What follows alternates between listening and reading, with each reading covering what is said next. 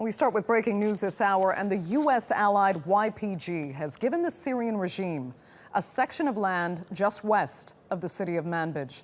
Now, some of the territory between Manbij and the front line of fighting Turkish-backed rebels will now be under regime control. Ankara says the YPG is the Syrian wing of the PKK terror group.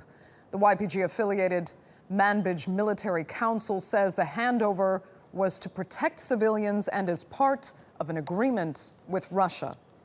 Well, Yolo Abdavik joins us now live from Gaziantep. Yolo, tell us why the YPG would hand territory over to Assad's regime. Was it just in the interest of protecting civilians, as they claim?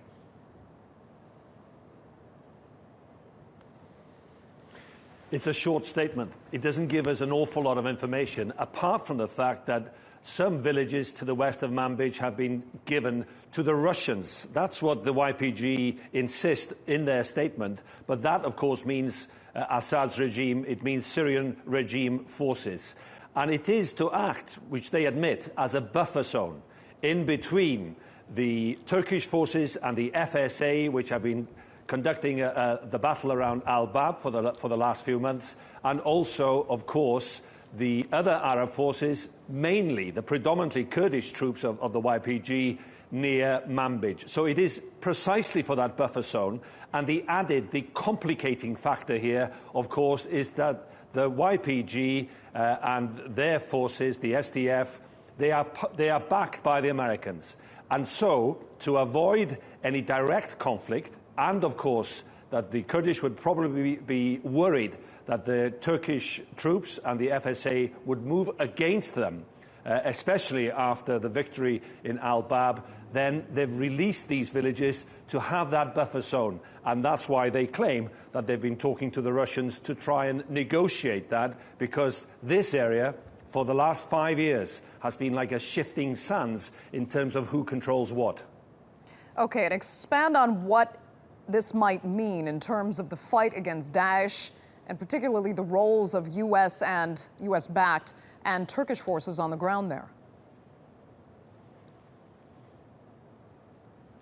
Well, obviously, we've been focusing a lot, and in Turkey there's been such a lot of emphasis on this battle for Al-Bab to the east of Aleppo.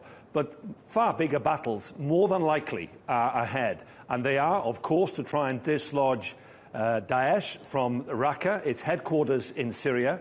The Syrian regime forces are keen for that, but there seems to be, and there has been for the last 2 to 3 weeks at least, there seems to be a greater cooperation between most of the international players, and that includes Turkey, the United States, Russia, and Iran.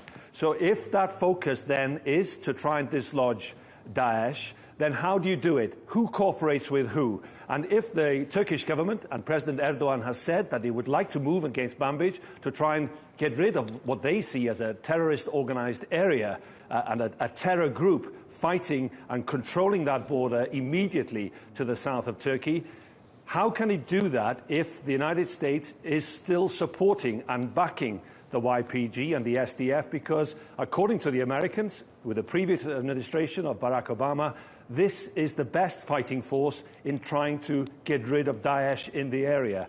So far, and now the pressure is really mounting, we don't know how President Trump will react in terms of where does he place his troops, some troops and some weapons in that area, and does he still go with the YPG? This is the pressure that President Erdogan is trying to put to bear on the new president in America. Okay, Yolo Abdavik joining us there from Gaziantep, Turkey. Thanks so much for that.